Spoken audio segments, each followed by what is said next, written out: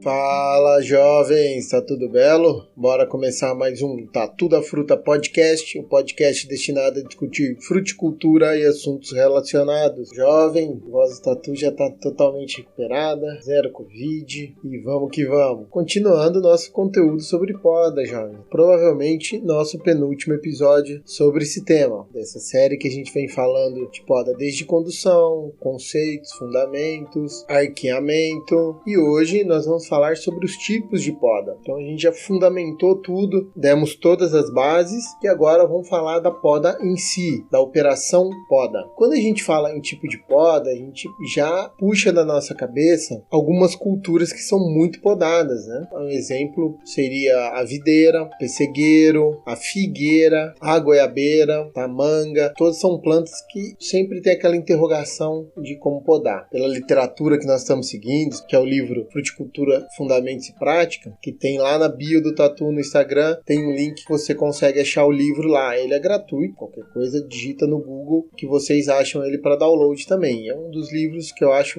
mais interessantes para conhecimento básico em fruticultura. Então nesse livro ele divide poda quanto à sua importância, decisiva, relativa e de pouca importância. Eu particularmente eu não concordo muito com isso. Eu acho que a poda é importante em todas as culturas, porque a gente tem a condição de poda ou não poda. E não podar é uma atitude, é uma decisão muito importante quando a gente fala em poda. Em algum momento a gente vai estar aplicando algumas coisas da poda que eu vou estar falando para você. Mas não podar às vezes é a melhor opção que nós temos. E isso não significa que a poda não é importante na cultura. A poda é importantíssima em quase todas as frutíferas. Para não falar todas, ok? Então, voltando à importância, né? Eu já citei, antes de falar do livro, de algumas culturas que, quando a gente fala em poda, essas culturas vêm na cabeça. No livro falam que para essas culturas a poda é decisiva. Eu preciso podar para atender o nosso objetivo de equilíbrio, vegetação, produção ou os outros objetivos que nós temos com a poda. E realmente essas culturas são culturas que demandam muita poda. Mas, Tatu, realmente se eu não podar, elas não vão produzir, elas não vão equilibrar?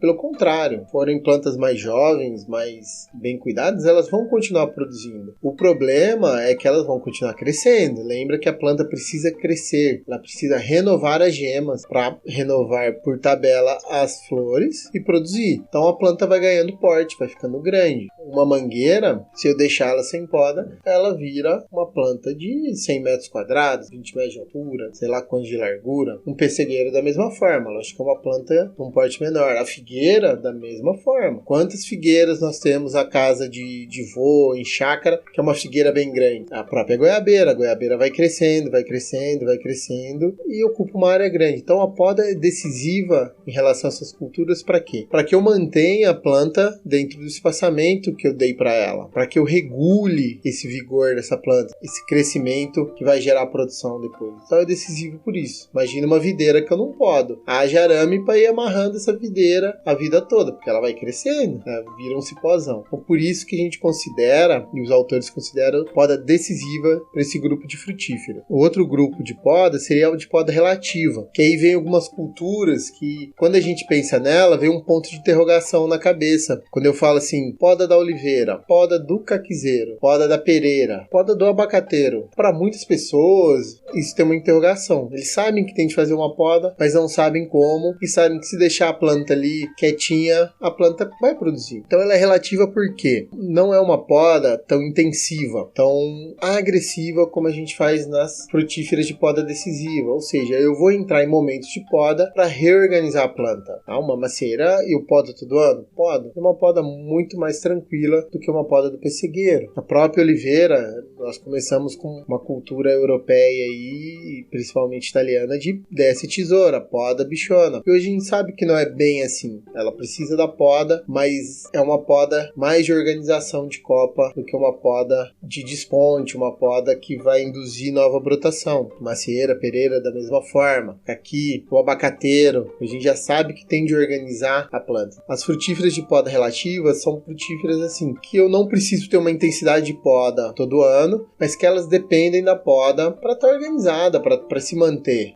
Eu posso ficar, e era muito comum em algumas dessas culturas, eu ficar ciclos sem poda, depois entra podando. Hoje nós mudamos um pouco a forma de manejar, que a gente sabe que para esse tipo de cultura, podas anuais frequentes, mas de baixa intensidade, são mais efetivas na hora de eu equilibrar a frutificação e vegetação. Antigamente era muito normal essas plantas eu deixá-las crescerem um tempo, a cada 2, 3 anos eu vinha podando. Citros é algo muito comum. O pessoal ainda tem essa cultura errada, no meu ponto de vista, tá, jovem? De deixa crescer, depois entra podando. Porque quando eu entrar podando, eu vou precisar fazer uma poda mais forte, e aí eu atrapalho a planta. Com podas leves, anuais, é muito mais interessante. São plantas mais tranquilas, tá? Então, poda relativa tem esse caráter. São podas bem leves, podas que, se eu precisar falhar a poda do ano, não é coisa de outro mundo, a gente recupera. E aí, o livro, os autores, eles falam de frutíferas de poda de pouca importância. E eles colocam como exemplos, e são exemplos dela, as nogueiras, né? A pecanca, sem portuguesa, aí nesse caso vai entrar a macadâmia,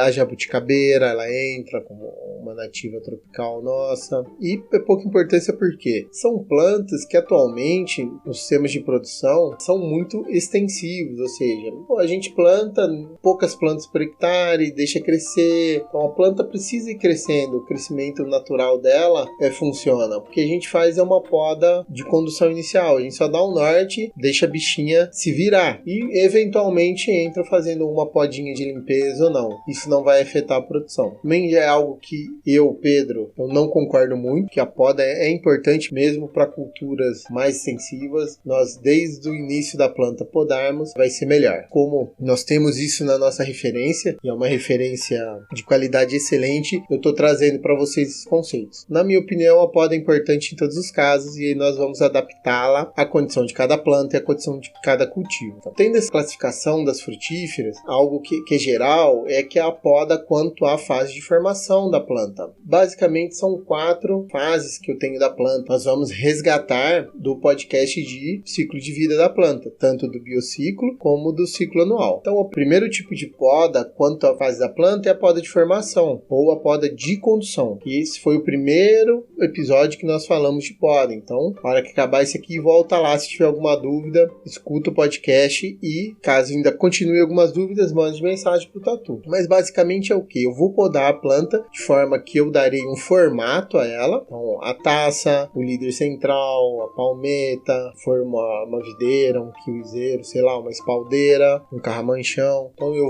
vou podar a planta de forma que eu estimule o crescimento dela. Eu estou formando ela, formando esqueleto, ela forma madeira, e ela tenha uma condução, um formato adequado com o meu sistema de cultivo, beleza? A segunda poda quanto à fase é a poda de frutificação. Eu particularmente não gosto muito desse nome, mas é a poda que a gente vai fazer anual para ajudar a planta a regular a produção e vegetação, tá? Muita gente chama de poda de produção. Eu não gosto desse nome porque a produção vem decorrente da indução floral, da diferenciação de gema. Quando eu estou podando, normalmente isso já aconteceu. Eu só estou ajudando a planta a regular a matéria seca dela, a dar uma organizada e eu dar um estímulo para abertura de gemas. Poda sim é um estímulo para abertura de gema. Eu estou fazendo uma agressão na planta, ela vai responder com a brotação. Se a gema já virou uma gema florífera, vai vir flor, tá? Então, não gosto muito do termo poda de produção frutificação, mas é um termo muito utilizado aí. E é uma poda que vai ajudar a planta tanto a regular a forma de brotar, que às vezes nessa poda eu já aproveito e tiro um galho que está mal posicionado, que vai atrapalhar, e eu estimulo que a brotação venha. Normalmente a gente faz esse tipo de poda na saída do inverno, no início da primavera. A outra fase da planta que exige poda é a senescência. Então, a gente lembra que a planta passa por todos os estágios de vida dela, desde uma planta jovem, uma planta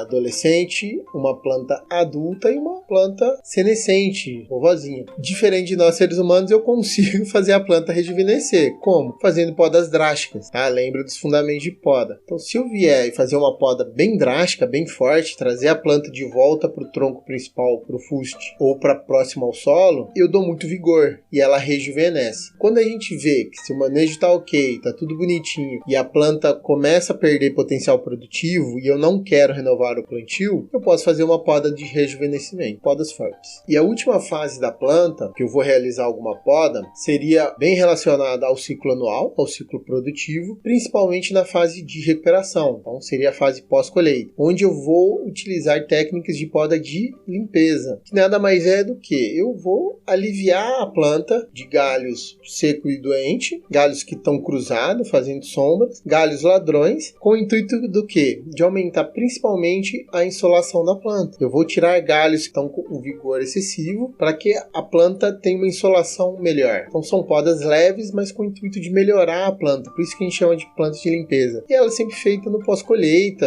até um limite agora, por exemplo, fevereiro, a gente já está no limitão para algumas plantas de estar fazendo essa poda de limpeza. A gente sempre faz no pós-colheita, então vai acontecer de novembro até fevereiro, para a maior parte das plantas, que eu ainda tenho uns 3, 4 meses ainda para essa planta diferenciar a gema. Então a gente está no limite para fazer isso. Dependendo da espécie eu faço depois. Por exemplo, citros, a gente está em plena frutificação, não tem como eu fazer uma limpeza, eu vou perder produção. Então eu tenho que esperar colher para eu estar fazendo isso aí, ok? E muitas vezes a poda de limpeza, ela é misturada com a poda de frutificação. Então já que eu vou podar, eu já faço tudo uma vez. Para muitas espécies isso acontece. Beleza, jovem? Em relação à fase da planta, são essas 4 fases: formação, frutificação, produção, uma poda de primavera, uma poda de rejuvenescimento quando precisa e praticamente de forma anual a poda de limpeza no pós-colheita. Também há muitos autores que classificam a poda quanto à época. Eu também acho isso um pouco preciosismo demais, mas nós falamos sempre em poda de inverno ou poda seca, e aí sempre remetendo à fruticultura de clima temperado, das plantas caducas que vão perder a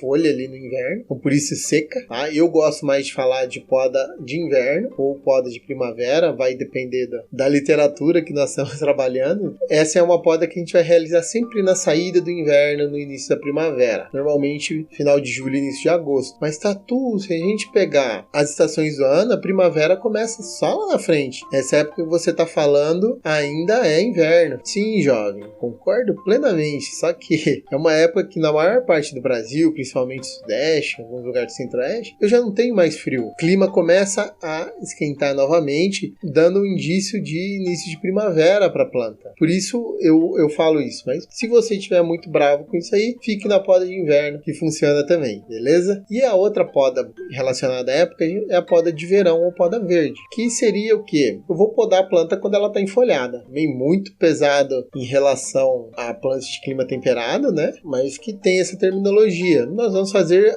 essa poda quando a planta está vegetando. Então é muito melhor nós usarmos algum termo como poda verde, que muitas vezes nós não vamos realizar essa poda no verão, beleza? Isso aí, mais também classificações. O importante é nós sabermos a época certa de podar. Agora, jovem, uma classificação que eu considero ela fundamental, e se você puder fazer uma tatuagem no braço para não esquecer na hora de podar, é essa aqui, é a classificação da poda quanto à execução dela. E só existe 3 formas de podar, jovem, só 3, simples, que vai ser o encurtamento de ramos. Simplesmente vou pegar e vou encurtar o ramo. Pode ser um encurtamento leve, até 20%, um encurtamento mediano para severo, que é 50% do ramo, e um encurtamento drástico, que eu vou deixar 20% do ramo. Então, 20, 50, 80% de intensidade de poda. A segunda forma de executar a poda é a supressão. Eu vou retirar o ramo inteiro. Simplesmente vou retirar o ramo inteiro. Para muitas plantas é o melhor tipo de poda. Vai depender muito do que nós falamos no podcast sobre o que saber antes de podar, que isso depende muito da posição de gema, da onde vai vir flor, esse tipo de coisa. Tem plantas que se eu encurtar, eu só venho o broto. Então não justifica se o ramo está atrapalhando ele inteiro. A supressão é muito importante nesse ponto. E nas plantas que a poda é relativa, talvez é o tipo de poda mais utilizada. Nas plantas de poda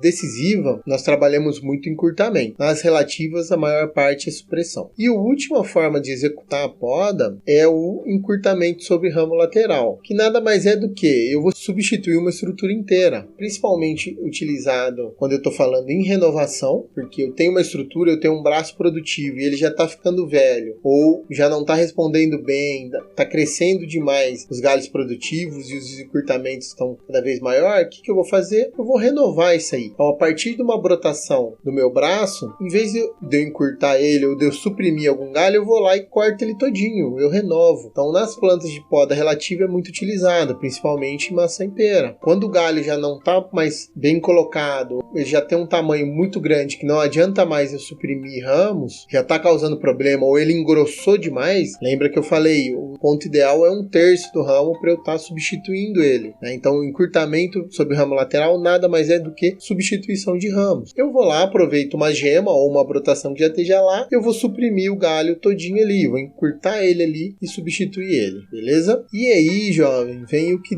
faz bagunça na cabeça de todo mundo, né? Então nós vamos sempre trabalhar esses 3 tipos de poda. Eu vou encurtar, eu vou suprimir e eu vou substituir ele. Não tem outra forma de podar. Só que aí nós damos vários nomes para essas 3 operações, que seria desponte, corte de ramos, esladroamento, que é retirada de galhos ladrões, né? Que pode ser tanto do meio da copa como da base, que sai ali do porta-enxerto. A poda de frutos, o raleio de frutos, né? Que nada mais é que uma poda, lembra? A poda é remoção metódica de parte das plantas. O fruto é uma parte da planta. Então, o raleio de frutos, uma operação dessa. O retirada de excesso de folhas, a desfolha, é um tipo de poda. Então, aí eu vou dando vários nomes a depender do órgão da planta que eu vou estar trabalhando. Isso, em alguns pontos, ajuda, porque quando eu falo desfolha, o operador sabe que eu vou tirar só folha. Quando eu falo raleio, o operador sabe que eu vou trabalhar só em frutos. Mas nada mais é do que uma poda. Vou estar suprimindo esses órgãos da planta, tá ok? Então, jovens, em relação a tipos de poda, basicamente é isso que nós temos. E aqui eu vou adicionar mais 2 técnicas de poda, que não necessariamente eu vou estar retirando ramos, mas eu vou estar trabalhando eles com base nos fundamentos que nós já explicamos ali. Então, a primeira técnica auxiliar à poda, vamos dar esse nome bonito, que é a dobra de ramos, que eu vou estar na marra, em vez de eu retirar um ramo que deveria ser podado, por exemplo, ou que ele está naquele meio termo, você está na dúvida, o que você pode fazer? Eu vou dobrar ele. Então, eu tiro ele de uma posição, por exemplo, um galho ladrão, que eu deveria tirar ele na poda, mas eu não quero porque já estamos no meio de fevereiro, está em março, eu não quero estimular a brotação da planta. Se eu podar, ela vai brotar. Isso vai ser prejudicial, mas esse galho está prejudicando. O que eu posso fazer? Nada mais do que dobrar ele. Eu vou pegar ele, tem técnicas de como dobrar um ramo, e eu dobro ele, tiro ele de uma posição, provavelmente que ele vai estar ali num ângulo de 30 até 0 graus, e eu vou dobrar ele por uma posição mais adequada, 90, 120 graus. Indiretamente, eu fazendo isso, eu podei esse ramo, porque eu vou travar o crescimento dele, e eu vou posicionar ele numa posição que ele vai pelo menos me ajudar com fotossíntese, com cúmulo de reservas. E aí depois, se realmente ele estiver muito ruim, eu tiro ele na poda de limpeza ou na poda de frutificação lá na frente, beleza? Então a dobra de ramos é muito interessante para a maior parte de plantas